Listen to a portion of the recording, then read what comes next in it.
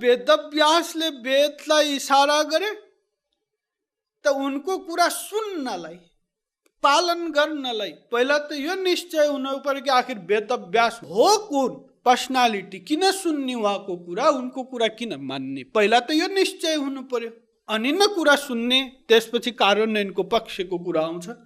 त्यसैले आउनुहोस् आज थोरै विचार गरौँ कि वेदव्यास उनको हेर्नुहोस्, वेदव्यासको वंशजको कुरा गर्नु पर्दा भगवानबाटै सब चिज प्रारम्भ भयो। त वेदव्यासको वंश पनि भगवानबाटै प्रारम्भ भयो।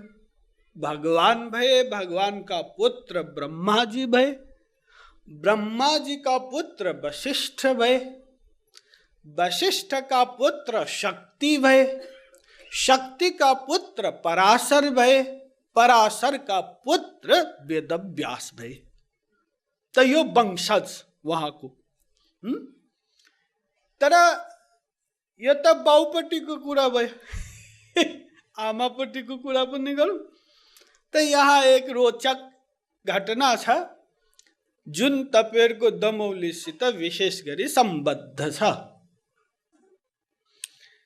कि उनको प्रकट हुनुको पछाडि तमाम विषयहरू यहाँ छन् कि प्राचीन कालमा एक चेदी देश नाम गरेको, चेदी देश थियो, चेदी नाम गरेको राज्य देश, त्यहाँ पुरुवंशीय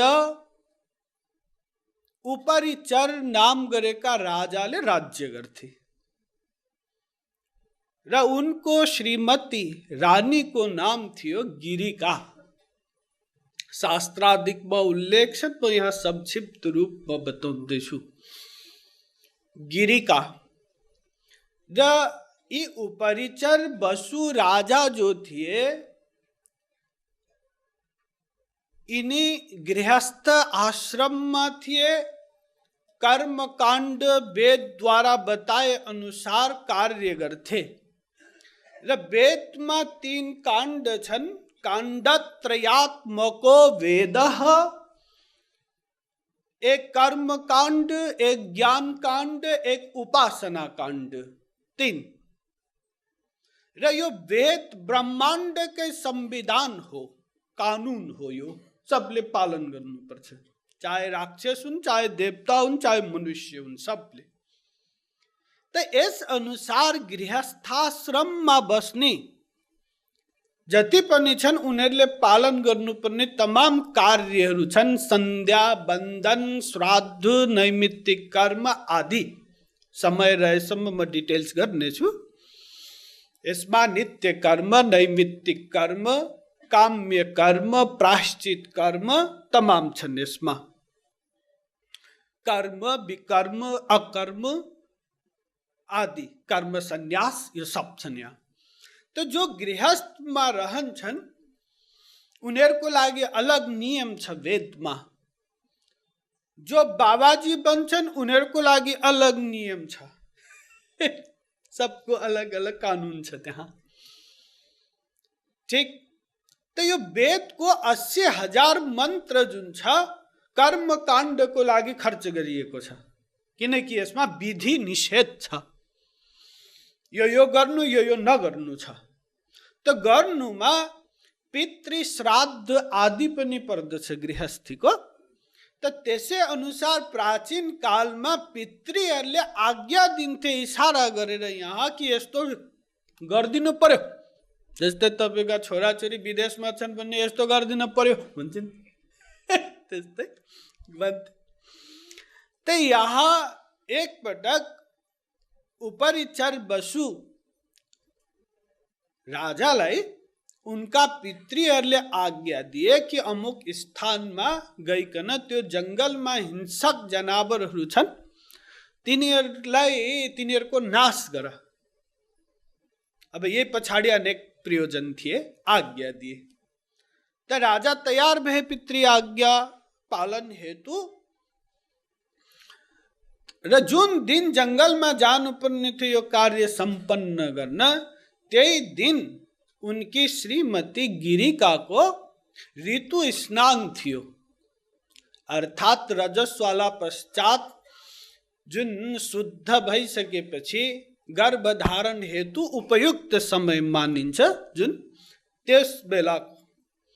त राजाको चिन्तन रानीमाथि थियो कि चाहन्थे सन्तान गर्भधारणको यो उपयुक्त समय हो, तर पितृ आज्ञालाई प्राथमिकता दिएर उनी गए जंगलमा। त जंगलमा तमाम कार्य गरे, तर चिन्तन चाहिँ घरमा रानी के बनिरह्यो, दरबार के रानी को। तो यो चिन्तनको क्रममा उनको जुन वीर्य थियो त्यो स्वखलन भयो। वीर्य त त्यति बेला तमाम राजा महाराजा पनि आफ्नो ठाउँमा सिद्ध प्राप्त हुन्थे। त राजाले एक मन्त्र द्वारा त्यो जुन वीर्य छ त्यसलाई पुत्र उत्पत्तिको निमित्त काबिल बनाए र त्यो वीर्य एक पातमा राखिकन राजामा क्षमता थियो त एक बाजलाई अहराए कि यो रानीको म पुर्याइदेऊ दरबारमा। त बाजले त्यसलाई लिएर जाँदै थियो, पातमा बेरेर। त अर्को बाजले सोचे कि यसले कुनै खाने वस्तु लिएर आएको होला, त झपटा मार्यो। दुईटाको बीचमा झगडा पर्यो। त त्यो गुत्थममा जुन त्यो वीर्य थियो त्यो नदीमा खस्यो, नदीमा। त त्यही नदीमा एक अद्रिका नाम गरे कि स्वर्ग की अप्सरा, जो श्रापको कारण त्यो नदीमा माछा बनेर बसेकी थी, रहेकी थी। त वेगमा त्यो वीर्य उसको पेट भित्र गयो मुखबाट र 10 महिना पश्चात एक मछुवाराले जब माछा समात्यो त त्यो अद्रिका जुन थी त्यसलाई समाते, घरमा लगे चिरे माछालाई मारेर। त त्यहाँबाट 2वटा मनुष्यको बच्चा निक्ल्यो, एक छोरा एक छोरी। त त्यो दासराज गरीब थिए र कुनै खास चीज भयो त केही धन आदि को आशा एवं भोलि कुनै पनि घटना घट्यो भने राजाको जानकारीमा यो चीज हाल्न जरुरी छ। र प्राचीन कालमा त व्यक्तिहरू केही चीज प्राप्त गरे भने पनि राजालाई जानकारी दिन्थे। एक पटक युधिष्ठिर को राज्यमा यस्तो व्यक्तिहरू आए, 2 जना कुस्ती खेल्दै झगडा गर्दै कि हाम्रो मुद्दा छिन्दिन पर्यो। के मुद्दा छिन्न पर्यो कि बताए एक व्यक्ति 2 मध्येले कि मैले वहाँको जमिन खरिद गरेको थिएँ। त त्यो जमिन खरिद गरेर घर बनाउनलाई जग खन्न थालेको त त्यहाँ असर्फीको घडा भेटियो। त मैले भने कि यो जुन जग्गा पो मैले किनेको, यो घडा त मैले किने होइन, यो जग्गा धनीकै हुनुपर्छ भनेर म पुर्याउन गएँ यो घडा। तर जग्गा धनीले भने मैले जग्गा बेचेपछि त त्यहाँ जे छ माटो ढुङ्गा माटो सुन सब तेरै हो भन्छ, उ लिन मान्दैन। र त्यो जग्गा धनी पनि त्यही बताउँछ कि कहाँ सरकार, अब जग्गा किनेपछि त उसैको भइगयो नि, म कहाँ लिन्छु, यसैले लिनुपर्छ, यो मान्दैन, झगडा गरे। तर युधिष्ठिरले भने कि दुवै लिन चाहँदैनौ त तिमीहरूको गार्जियन बाउ मै हुँ, ल्याऊ म राख्छु।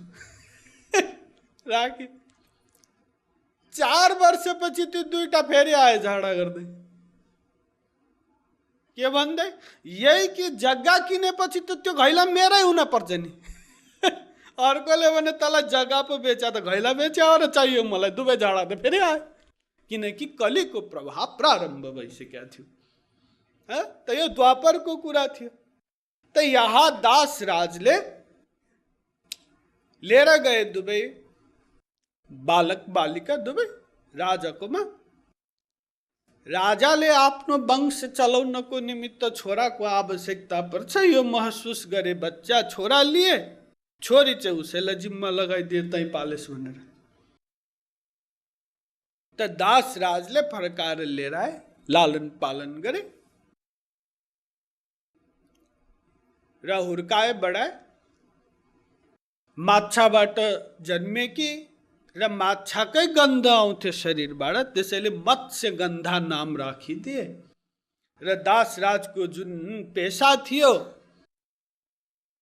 डुङ्गा चलाएर यात्रीहरूलाई वार पार गराउने, त्यही कार्यमा लगाइदिए। त जब ऊ जवान भई त्यति बेलाको कुरो हो कि पराशर मुनि आए, कतै जानु थियो त्यही बाटो भएर आए, नदी तर्न पर्यो त मत्स्य गन्धालाई रिक्वेस्ट गरी, उसको त कामै थियो बसाएर पारी लाँदै थिए। त पराशर जीको मन आसक्त भयो मत्स्य गन्धामाथि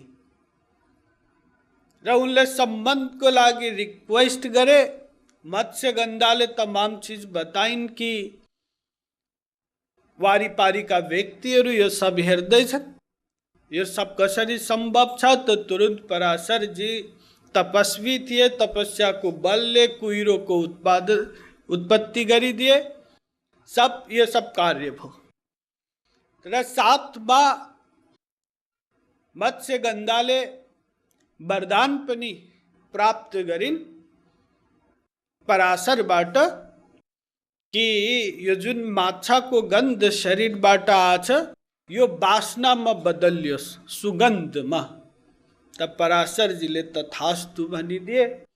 त उनको नाम एक सत्यवती पनि थियो, एक योजन गन्धा पनि थियो। योजन गन्धा माने एक योजन, जुन वरिपरि, एक योजन माने लगभग 4 कोस वरिपरि सम्म गन्ध सुगन्ध फैलिने जुन माछाको गन्ध आउँथ्यो त्यसको विपरीत सुगन्ध फैलिने, यो सब भयो। र यहाँ तुरन्त सिद्ध पुरुष थिए पराशर, त जुन सम्बन्ध वो तुरन्त एक बालक जन्मियो। त त्यो बालक जुन हो उसले आवश्यकता परेको बेलामा मलाई सम्झिनु भने तपस्या गर्न हिँड्यो। र त्यही बालकको नाम रह्यो कृष्ण द्वैपायन। कृष्ण द्वैपायन किन रह्यो? यस कारण कि त्यो बालक कालो वर्णको थियो, कालो न कालो, त्यस कारण कृष्ण। द्वैपायन माने द्वीप, द्वीप भनेको दुईटा नदीको बीचमा जुन भाग छ टापु, त्यसलाई द्वीप भन्दछ। त्यहाँ प्रकट भएको हुनाले द्वैपायन नाम रह्यो, कृष्ण द्वैपायन। ठीक। र यिनै बालक कालान्तरमा गएर वेदव्यास कहलिए, प्रख्यात भए र भगवानका अवतार आदि मानियो। तो यहाँ एक डाउट उत्पन्न हुन सक्छ कि एक ऋषिले यस्तो कार्य किन गरे र एक महिलाले आफ्नो कुमारित्व यत्तिकै कसरी सुम्पे र यस्तो कार्यबाट जन्मेको बालक भगवान कसरी भए? यहाँ गुड रहस्य यो हो, बुझ्नुपर्ने कुरा। त हेर्नुहोस्, ध्यान दिनु होला, यो जुन शरीर छ नि हाम्रो, यसका अनेक प्रकार हुन्छन्। एक अधम शरीर हुन्छ, एक उत्तम शरीर हुन्छ, एक स्पर्श शरीर हुन्छ, एक दृश्य शरीर हुन्छ, एक संकल्प शरीर हुन्छ, एक तेजस शरीर हुन्छ, एक निर्वाण शरीर हुन्छ, एक दिव्य शरीर हुन्छ, महापुरुषहरूको भगवानको अलौकिक शरीर हुन्छ। शरीरका अनेक भेराइटी छन्। अन्य लेक्चरमा मैले डिटेल्समा बोलेको छु, हाम्रो शरीर कस्तो हुन्छ, महापुरुषको कस्तो हुन्छ, देवताको कस्तो हुन्छ, भगवानको कस्तो हुन्छ, यो सब। त यहाँ केवल यो बुझ्नुहोस् कि दुई प्रकारको शरीर, एक अधम शरीर, एक उत्तम शरीर। अधम शरीर माने जुन सांसारिक स्त्री पति को मिलन काम वासना युक्त भएर जुन सम्बन्ध हुन्छ, त्यसबाट जुन सन्तान पैदा हुन्छ, त्यो अधम शरीर मानिन्छ। र एक दैव इच्छाद्वारा विशेष प्रयोजनको लागि महापुरुषद्वारा जुन प्रकारको सम्बन्ध बन्दछ, त्यसबाट उत्पन्न भएको शरीर जुन छ, त्यो उत्तम शरीर मानिन्छ। त्यसको विशेष प्रयोजन छ। र फेरि यो तपाईहरुको संसारमा जस्तो सम्बन्धै हुनुपर्छ, सन्तान पैदा हुन यो जरुरी छैन। सिद्ध पुरुष महापुरुषहरूले केवल हेरेर सन्तान पैदा हुन सक्छ, केवल छोएर, केवल संकल्प गरेर। हिमालको टुप्पामा बसेका छन्, हुँ संकल्प गरेर यहाँ सन्तान पैदा हुन सक्छन्, यी तमाम छन्। त यहाँ पराशर जुन थिए सिद्ध पुरुष थिए, त्यसैले यहाँ काम वासनाको कुनै प्रश्नै रहेन। यहाँ विशिष्ट प्रयोजन थियो, त्यसको प्रयोजनार्थ यो कार्य सम्पन्न भयो। ठीक। त वेदव्यास जुन कृष्ण द्वैपायन हुन्, यद्यपि अनन्त छन्, वेदव्यासको कुनै सीमा छैन, कति छन्, अनन्त छ। यसको बारेमा नि बताउँला। त उत्तम शरीर यो थियो कृष्ण द्वैपायनको। अब यहाँ प्रश्न यो हो कि कृष्ण द्वैपायन वेदव्यास कसरी कहलिए? त ध्यान दिनुस्, वेदव्यास व्यक्तिको नाम होइन। वेदव्यास नामको कोही व्यक्ति छैन। जसरी तपाईहरुको यहाँ प्रधानमन्त्री नामको कोही व्यक्ति छैन। प्रधानमन्त्रीको सिटमा बस्ने व्यक्तिको नाम छ। यो प्रधानमन्त्री त एक पोस्ट हो, आज छ भोलि नरहन सक्छ, फेरि फर्किन्छ उसकै नाउँमा। त्यस्तै वेदव्यास जुन छ, यो एक पोस्ट हो, पोस्ट। जो व्यक्ति त्यसमा बस्छ त्यो वेदव्यास कहलिन्छ। त कृष्ण द्वैपायन जो थिए, यी कसरी वेदव्यास भए? त यसको बारेमा शास्त्रमा बताइएको छ। वेदानां व्यासः वेदव्यासः ब्रह्म वैवर्त्य पुराण व्यसति वेदान इति वेदव्यासः विष्णु पुराण। अर्थात व्यास त्यो व्यक्ति बन्दछ जसले वेदको व्यास गर्दछ। व्यास गर्नु माने भाग लगाउनु। प्रयोजनको निमित्त के प्रयोजन हो, त्यसको लागि भाग लगाउनु, जीव कल्याणको लागि। यानी कि जुन वेद हो ज्ञान, सब चीज मिक्स भएको ज्ञानलाई अलग अलग भाग लगाए वेदव्यासले। कृष्ण द्वैपायनले त जब भाग लगाए, व्यास गरे, त उनको नाम रह्यो वेदव्यास। जसले गर्छ उसको नाम वेदव्यास हुन्छ। पहिला के नाम थियो? मनु आदि पनि वेदव्यास भए, तमाम भए। त कृष्ण द्वैपायन पनि यही वेदलाई भाग लगाएको कारण, विभक्त गरेको कारण वेदव्यास कहलिए। र यो वेद जुन छ, पहिला एकै थियो ऋग्वेद, पछि वेदव्यास भन्दा पनि पहिलाकै मुनिहरूले 3 भाग लगाइदिसकेका थिए। ऋग, यजुर, साम। वेदव्यासले अथर्व पनि बनाए। त्यसपछि नै यसको वास्तविक अर्थहरू खुल्यो र कलियुगका व्यक्तिहरूले पनि ग्रहण गर्न सक्ने भए। त्यसैले खास प्रयोजन थियो यहाँ। त 4 भयो र अर्को पाँचौं पनि वेद छ।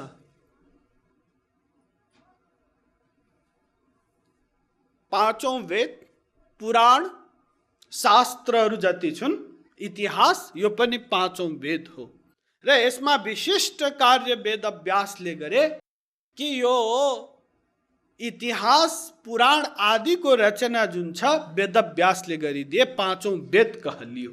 यो 4 र 5 जीव कल्याणको लागि जुन खास गरे वेद व्यासले, र यी वेद व्यास चिरञ्जीवी छन्। ध्यान दिनुस्, चिरञ्जीवी माने यो पृथ्वी चन्द्र सूर्य रहेसम्म ती जीवितै रहन्छन् र यही संसारमा छन् वेद व्यास अझै, ती मर्दैनन्। चिरञ्जीवी 7 चिरञ्जीवी अन्तर्गत पर्दछन्। त्यसैले अघि मैले वेद व्यास थिए भनिनन्, छन् भने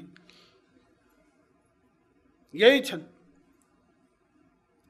हाम्रो सनातन वैदिक धर्म अन्तर्गत 7 चिरञ्जीवीहरू छन्। अश्वत्थामा, बलिर्व्यासो, हनुमांश्च विभीषण, कृपः परशुरामश्च सप्तैते चिरजीविनः। इस 7 छन्।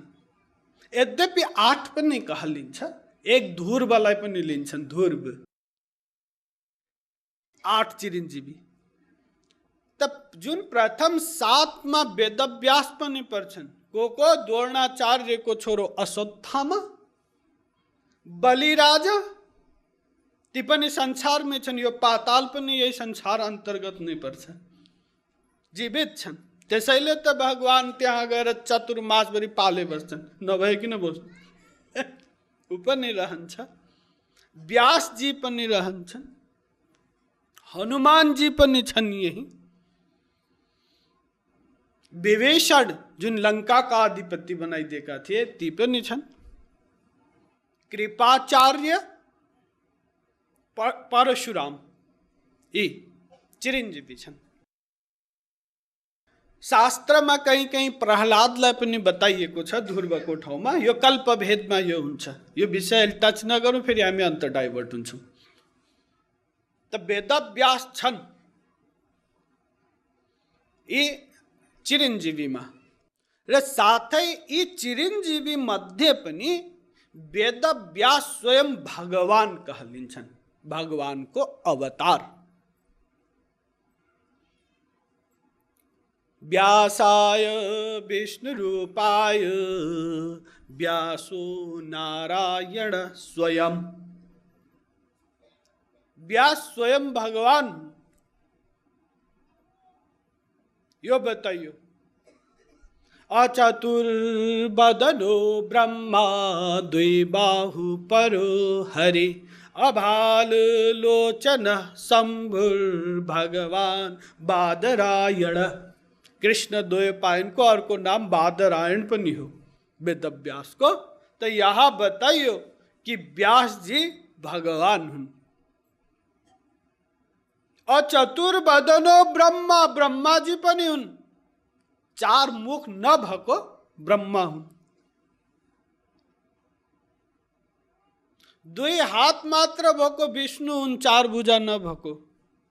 तेस्रो नेत्र निधारमा नभएको शिवजी पनि हुन्। वेदव्यास भगवान। एउटालाई मात्र भन्दा डाउट होला, त्यसैले यहाँ सब बताइयो। एवं चकार भगवान व्यास कृपण वत्सल। भागवत पहिलो स्कंदको 4थो अध्यायको 24औं श्लोक। भगवान हुन् व्यास। यह बताए ठीक, भगवान का अवतार हुन्। तब यहाँ भगवान को अवतार का अनेक प्रकार छन्। हेर्नुस्, एक पूर्ण भगवान र भगवान का स्वांश। यी ब्रह्मा विष्णु महेश्वर एवं यी जुन 24-22 अवतार को कुरा छ, यी सब भगवान का स्वांश हुन्, स्व अंश हुन्। ब्रह्मा विष्णु महेश्वर पनि ध्यान दिनुस्, यो ब्रह्मा विष्णु महेश्वरलाई पनि नचाउनेहरू कोही छ? अनंत कोटि ब्रह्मांड छ, हरेक ब्रह्मांडमा तीन तीन पर्सनालिटी छन्, ब्रह्मा विष्णु महेश्वर। यो प्रकारले अनंत कोटि ब्रह्मा विष्णु महेश्वर। जग पेखन तुम देखन हारे, विधि हरि शंभु नचावन हारे। रामायण। अर्थात विधि ब्रह्मा हरि विष्णु शंकर यो तीनटालाई नचाउने अरू कोही छ? जो पूर्ण छ। यी त अंश हुन्, तर हुन् स्वांश, भगवान नै हुन्। ठीक। त त्यसै अन्तर्गत वेदव्यास पनि भगवानका स्वांश हुन्। कति गुणावतार हुन्छन्, यी आवेशावतार हुन्, कुनै खास प्रयोजनको लागि आका। हामी पनि अंश हौं। तपाईहरु सोच्नु होला न, हामी पनि भगवानकै अंश हौं। तर हामीमा र यिनमा के भेद छ? यी भगवानका स्व अंश हुन्, हामी विभिन्न अंश हौं। विभिन्न अंशमा पनि दुई प्रकारको हुन्छ। एक नित्य सिद्ध अंश, जस्तै संत महात्माहरू जो भए, वैकुण्ठ गोलोकवासी, कहिले मायाको अन्डरमा परेनन्, ती नित्य सिद्ध अंश हुन्छन्। हामी मायाको अन्डरमा छौं, त्यसैले हामी विभिन्न अंश कहलिन्छौं। हो भगवानकै अंश। चिन्मात्रम श्री हरेरंशम सूक्ष्ममक्षरमव्ययम्, वेद भन्छ। जीवात्मा परमात्माको अंश हो। ममैवांशो जीवलोके जीवभूता सनातन, गीता। अर्जुन, ये सब जीवात्मा मेरे अंश हुन्। ईश्वर अंश जीव अविनाशी, चेतन अमल सहज सुख राशि। सब जीवात्मा, कुकुर बिरालो भित्र रहेका जीवात्मा पनि भगवानकै अंश हो। Each soul is particularly divine by will. Man is a spiritual being similar to his source God, God by will. जीवात्मा को स्रोत परमेश्वर हो। मा खलक़तल इंस व जिन्न इल्ला लियअबुदून, इस्लाम। अल्लाह को बंदा हो सब, उसी को अंश हो। अंशो नाना व्यपदेशात, ब्रह्म सूत्र वेदांत दर्शन, उसी को अंश हो जीवात्मा। तर हामी विभिन्न अंश, ये स्वांश भगवान के अवतार। तो इस प्रकार वेदव्यास भगवान का अवतार हुन्। ठीक। तो जब भगवानले नै बताउँछन् त फेरि त्यो कुरा त मान्न पर्यो नि, स्वीकार गर्नु पर्यो। ठीक। तेर्नुस्, वेदव्यास भगवान का अवतार। अब आउनुस् कि वेदव्यासले अवतार लिएर के गरे, के काम गरे? हाम्रो संसारको दाल रोटी मात्र खाए कि काम दाम पनि केही गरे? त्यसमा पनि विचार गरौँ।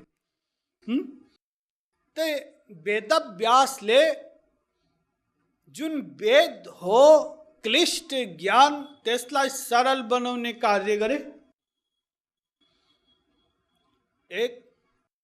दोस्रो, त्यही वेद अंतर्गत गीता, भागवत लगायत 18 पुराण र दर्शनहरूमा उत्कृष्ट दर्शन वेदांत दर्शन आदि को निर्माण गरे, रचना गरे हाम्रो निमित्त। ठीक। तेर्नुस्, वेद जुन छ आफैमा क्लिष्ट छ, बुझ्न कठिन भयो व्यक्तिहरूलाई। यो विभक्त गरिसकेपछि पनि सन्तुष्ट भएनन्, त उनले वेदांत दर्शन बनाए, ब्रह्मसूत्र पनि भनिन्छ जसलाई, र जुन वेदको अर्थको रूपमा प्रचलित छ संसारमा। अर्थियम ब्रह्मसूत्राणाम सर्वोपनिषदोमपि वेदव्यास, यो ब्रह्मसूत्र हो। वेदको अर्थ हो। ठीक र यो वेदान्त दर्शन ब्रह्मसूत्र जुन छ यसको जति पनि दर्शन छन् त्यसमा सर्वोत्कृष्ट स्थान छ। जस्तै वेद अन्तर्गतका 6 दर्शन छन्, सांख्य दर्शन, मीमांसा दर्शन, वैशेषिक दर्शन, न्याय दर्शन, पातंजलि योग दर्शन र वेदान्त दर्शन। वेदान्त दर्शन दर्शनहरूको राजा यो मानिन्छ र यसलाई ब्रह्मसूत्र पनि भन्दछन्। वेदान्त दर्शन पनि भन्दछन्, उत्तर मीमांसा पनि भन्दछन्। किन? ध्यान दिनुस्, ब्रह्मसूत्र यसकारण भनिन्छ कि ब्रह्म सम्बन्धी विषयलाई कम भन्दा कम शब्दमा बाँधेर सूत्रात्मक रूपमा यसलाई बनाइएको छ, त्यसैले ब्रह्मसूत्र। र वेदान्त दर्शन यसकारण कि वेदको जान्नै पर्ने भागहरूलाई खिचेर बनाएको र यो जानेपछि अरू केही जान्न बाँकी रहँदैन, त्यसैले जान्नको अन्त वेदान्त दर्शन कहलिन्छ। र उत्तर मीमांसा यसकारण कहलिन्छ कि वेदलाई 2 भागमा विभक्त गरेर विवेचन गरियो, एक पूर्व मीमांसा, एक उत्तर मीमांसा। पूर्व मीमांसा जैमिनीले गरे वेदको कर्म काण्ड आदिलाई, तर कर्म काण्डको युग अनुसार अलग अलग त्यसको धर्म हुन्छ। कलियुगमा कर्म काण्ड सम्भव हुँदैन, त्यसैले त्यसलाई छोडिदिए र सधैँ हर युगमा जीवको कल्याण लक्ष्य प्राप्ति हेतु आवश्यक पर्ने जुन उत्तर पक्ष हो वेदको, त्यसलाई मीमांसा गरेर यो वेदान्त दर्शन बनाए।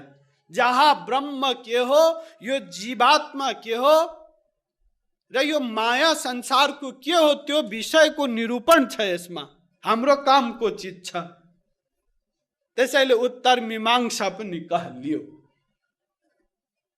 यसको 4 अध्याय छ, 16 पाद छ, 556 सूत्र छ। 1,00,000 मन्त्रको वेदलाई 556 सूत्रमा बाँधिदिए वेदव्यासले।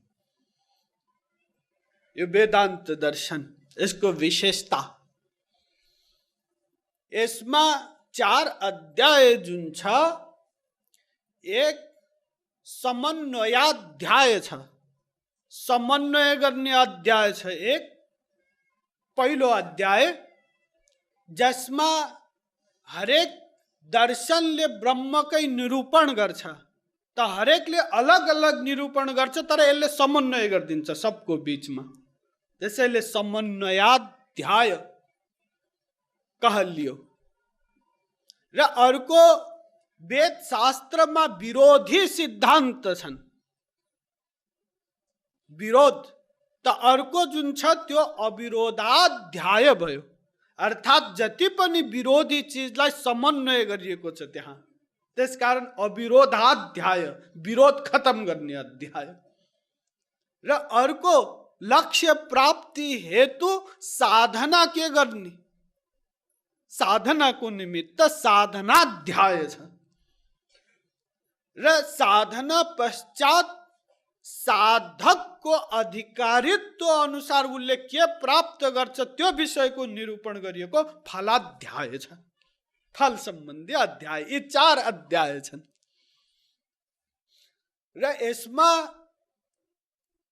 सब जति पनि पूर्ववर्ती आचार्य भए सबले यसमा भाष्य लेखेका छन्, किनकि यहाँ सूत्रात्मक रूपमा छ। यो भाष्य लेखे आदि जगत गुरु शंकराचार्यजीले पनि लेखे, जुन शंकर भाष्यको नामले प्रख्यात छ, त्यसलाई शारीरिक भाष्य पनि भन्दछन्। आत्मा वेदान्त भयो, त्यसको शरीरको रूपमा उनले व्याख्या गरे, शारीरिक भाष्य। निम्बार्काचार्यजीको पनि छ निम्बार्का भाष्य। श्री भाष्य तमामले लेखे, एक गौरांग महाप्रभुले लेखेनन् भाष्य, किनकि उनले त्यसको भाष्य यही भागवतलाई नै माने, लेख्न जरुरत छैन, तिमीले लेख्या गलत हुन सक्छ। यत्रो भागवत छन्द छ यो बताएर उनले हात उठाइदिए। तर अरू सब आचार्यले लेखे भाष्य र जीवनभर यही प्रमाणित गर्न प्रयत्न गरे। मैले जेसुकै सिद्धान्त प्रतिपादन गरेको भए पनि, जेसुकै बताएको भए पनि मेरो यो सिद्धान्तको मूल आधार चाहिँ वेदान्त हो है, वेदांत दर्शन हो, ब्रह्म सूत्र हो। यही चीज बताउन प्रयत्न गरे जीवन भर शंकराचार्य जी लगायत सबले। यति महत्त्वपूर्ण ग्रन्थ छ यो। 556 वटा सूत्र, सानो सानो। ठीक। त यो चीज दिए वेदव्यासले गरे यो कार्य। अर्को अझ सरल कलियुगका मनुष्यहरूले वेद शास्त्रको ज्ञान सरल ढंगले प्राप्त गरून्, किनकि क्षमता कम हुन्छ। यो वेदलाई श्रुति पनि भन्दछन्। श्रुति किन भन्दछन्? यो ब्रह्माजीले भगवानबाट सुने, धारण गरे। ब्रह्माजीले आफ्ना चेलाहरूलाई दिए, छोराहरूलाई, उनीहरूले पनि सुनेरै धारण गरे, कपी कलममा लेख्न परेन। त सुन्दै धारण गर्ने, गुरुले चेलालाई सुनाइदिने अनि धारण गर्दै जाने भाव हुनाले यसलाई श्रुति पनि भन्दछन्। तर कलियुगमा त क्षमता छैन व्यक्तिहरूको, त्यसैले वेदव्यासले यसलाई छुट्याए, लिपिबद्ध बनाए, तमाम कार्य गरे। र अझ यो ब्रह्मसूत्र वेद पनि बुझ्न गाह्रो हुन्छ, त उनले फेरि सरलताको निमित्त यी पुराणहरूको पनि रचना गरिदिए, अझ सरल। चलो कथाहरूबाट छिटो सुन, बच्चाहरूलाई कथा सुनाइ सुनाइ पढाउँछन्, ताकि यसबाट धेरै चिज सिक्छन् यो प्रकारले। त इतिहास पुराणको पनि रचना गरे। पुराण 18 पुराणको नामले यहाँ जुन प्रख्यात छ, 18 पुराण वेदव्यासजीले रचना गरे। 18 पुराण के हुन्? मद्वयम भाद्वयम चैव व्रत्रयम व चतुष्टयम अनापकुस्कलिंगानि पुराणानि प्रचक्षते। यहाँ पूरा 18 पुराण को नाम दिएको छ। के छन् पुराण? मद्वयम, मबाट दुईटा पुराण आउँछ, नाम यो बताए। के? मत्स्य पुराण, मार्कण्डेय पुराण। भबाट 2 छ। के? भविष्य पुराण, भागवत पुराण। ब्रबाट 3 छ। के? ब्रह्म पुराण, ब्रह्मांड पुराण, ब्रह्म वैवर्त्य पुराण। बाट 4 छ। के?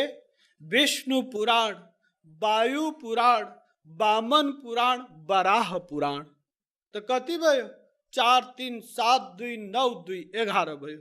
अब बाँकी 7 अनापकुस्कलिंगानि, अर्थात अग्नि पुराण, नारद पुराण, पद्म पुराण, कूर्म पुराण, स्कंद पुराण, लिंग पुराण, गरुड़ पुराण। ये 7 11 7 18 ये रचना गरी। जबकि वेद में मात्र काम गरेनन्, पुराण में पनि काम गरे। ध्यान दिनुस्, रचना गरे बताइन्छ, सृष्टि गरेका होइनन्। यी सामग्रीको अलरेडी थियो। वस्तुतः यो ब्रह्माजीले बोले, स्मरण गरे बोले पुराण। वेदव्यासको खल्तीको म्याटर होइन यो।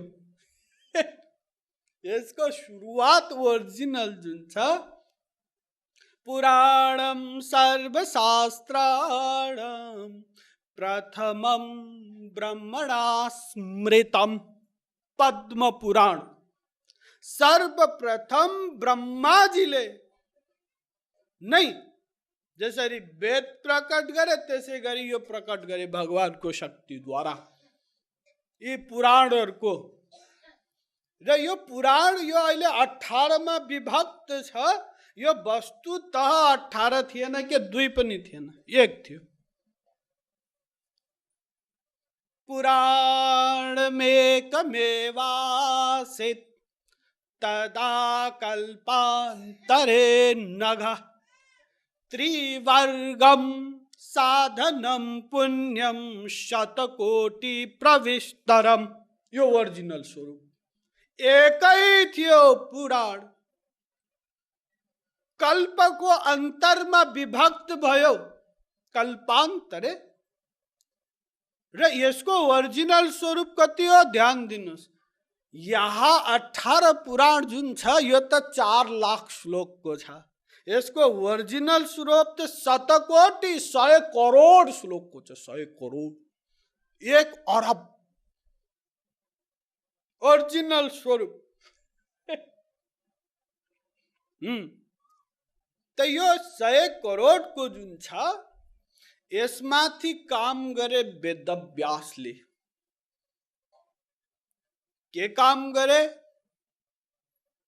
चतुर्लक्ष प्रमाणेन द्वापरे द्वापरे सदा तदष्टादशधा कृत्वा। यह बताइयो कि द्वापर, हरेक द्वापर बा एक व्यास भए, ती व्यास जीले यसमा काम गरे। यो 100 करोड को जुन श्लोक की पुराण छ त्यसलाई तदष्टा, तद माने त्यसलाई, अष्टदशा माने 18 मा काम गरे। कृत्वा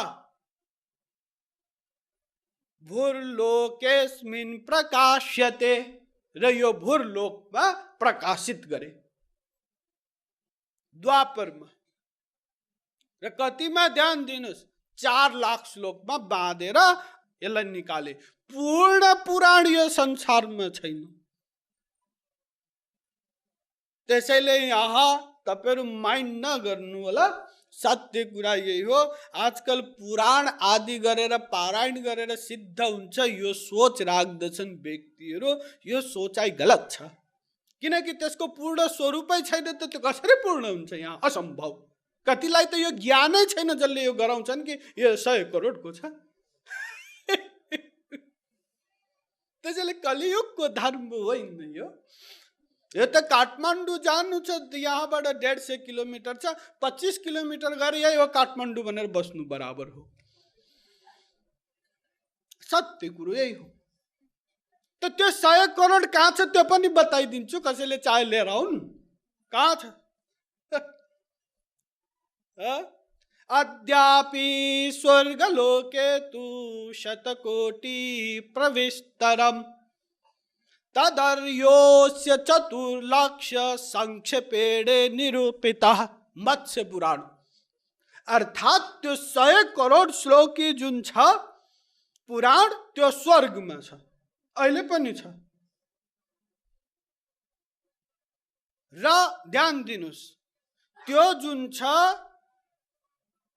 तदर्योस्य चतुर्लक्ष, त्यस मध्येबाट 4 लाख चाहिँ संक्षेपेण निरूपितः। मत्स्य पुराण बताउँदैछ संक्षेपमा टुक्रा टुक्री सारांश निकालेर बनाओ है यो 4 लाख को चाहिँ, पूर्ण होइन। किनकि कलियुगमा 100 करोड को श्लोक पढ्ने सुन्ने कसलाई फुर्सद छ? त्यसैले संक्षेपमा। आजकल इन्डियन च्यानलहरु हेर्नुभयो भने नेपाली न्युजहरुमा पनि आउँछ तमाम 10 खास समाचार, 100 समाचार, 25 समाचार, ह? त त्यसमा 60 दिइरा हुन्छ। दिल्लीमा यति जना मर्यो ट्रेन खसेर, के भयो त्यही बताउँदैन सर्टकटमा। टाइम छैन व्यक्तिहरुलाई। त्यसैले यो 4 लाखमा बाँधिदिए 18 पुराणमा, यसको ओरिजिनल स्वरूप होइन। त्यसैले यसैबाट सब कार्य गरेर लक्ष्य प्राप्ति हुँदैन, यो अर्थ हो मेरो। गरिरहेछन् नथिङ से समथिङ अच्छा, बाँकी लक्ष्य नै प्राप्ति होला यसमा त तपाईहरु स्वयं सोच्नु, सब बुद्धिमान हुनुहुन्छ। त यो हो यसको ओरिजिनल स्वरूप। तर यो जुन ब्रह्माण्डको कानुन हो, वेद शास्त्र आदि र यो जुन भागवत आदि जति छन्, रामायण महाभारत जति छ, यी पनि वेदकै एक बृहत स्वरूप हुन्। इतिहास पुराणाभ्याम वेद समुपबृंहयत महाभारत त्यसैको बृहत स्वरूप हो, बुझ्न सजिलोको लागि। र यी पनि पञ्चम वेद नै कहलिन्छन्। इतिहास पुराणानि पञ्चमं वेदमेश्वरः, भागवत 3:12-39। यी सब कार्य वेदव्यासले गरे हाम्रो निमित्त। ये उनका कार्य पुरुषार्थ वेदव्यासको। र यो विभेत्यल्प श्रुताद् वेदो मायया प्रहरे दिति, महाभारत।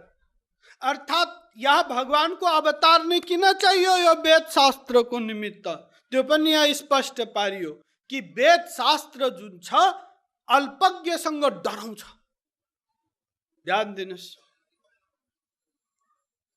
त्यसैले हाम्रो शास्त्रमा गुरुको आवश्यकता पर्छ। गुरु बिना कसैले भागवत गीता रामायण वेद सुन्नु हुँदैन। यो मैले प्रवचनमा बताछु, प्रमाण दिदी तपाईले सुन्नु भएकै होला टेलिभिजनमा। किनकि वेद शास्त्र जुन छन् डराउँछन्। विभेत्यल्प श्रुताद् वेदो, अल्प ज्ञानीहरूसँग वेद शास्त्र डराउँछन्। उनीहरूले यसको अर्थ लाउन सक्दैनन्। एक संस्कृत पढेको व्यक्ति विद्वान हुन सक्छ, यो सोचाइ राखिन्छ हाम्रो संसारमा। यो गलत सोचाइ हो। संस्कृत एक भाषा हो। वेद अलौकिक छ, दिव्य छ। वेदो नारायण साक्षात, वेद स्वयं भगवान हो। भागवत 6औं स्कन्धको पहिलो अध्यायको 40औं श्लोक पढ्नु होला भागवत खोजेर। त भगवानलाई बताउन सक्ने, जान्न सक्ने त भगवान बराबरै हुन पर्यो नि। त्यसैले डराउँछ। त्यसैले यहाँ भगवानकै आवश्यकता पर्छ। त्यसैले यसमा दुई राय रहेन कि वेदव्यास भगवानका अवतार हुन्। ठीक। त अब वेद स्वयं भगवान र वेदको व्यास गर्ने र पुराण आदिलाई संक्षिप्त रूपमा हाम्रो कार्यको निमित्त प्रतिपादन गर्ने सिद्धान्त, यी भगवानका अवतार वेदव्यास भए। अब हामीले उनको कुरो सुने फरक नपर्ने भयो। यी पर्सनालिटी एक जम्यो अब।